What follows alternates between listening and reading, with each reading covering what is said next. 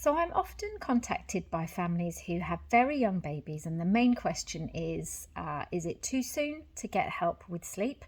Now, my answer is usually no, because any form of support in these younger months can be great in averting the need for any form of sleep training later on, which I'm all for, despite being a sleep consultant. If we can avoid sleep training, I think that's the best option all round.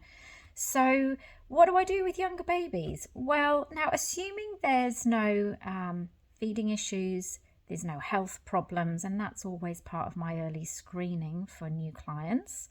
Assuming that we've got a really healthy baby, then what we can do is something called sleep coaxing. So it's not sleep coaching, it's not sleep training, it's sleep coaxing, and it's a really gentle and gradual method. There's rarely any overnight miracles with this, I'm not going to lie to you.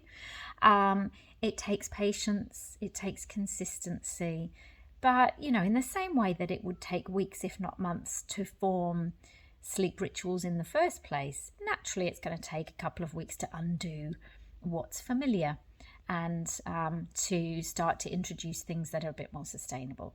So everybody wants a kid that self-settles, right? But the way that sleep coaxing works is that the aim is to build confidence in your child, to build the skills, to build the confidence, so that your baby can manage sleep on their own before we remove parental presence. And this is the exact opposite of traditional sleep training methods, which involve immediately taking away parental presence and probably other sleep cues as well, like dummies and whatnot, and hoping to God that your kid learns to sleep pretty quickly, because it's traumatic for everybody. So I am not a fan of that, no matter how brief the intervals where parents are walking out of the room, 2, 4, 6, 8.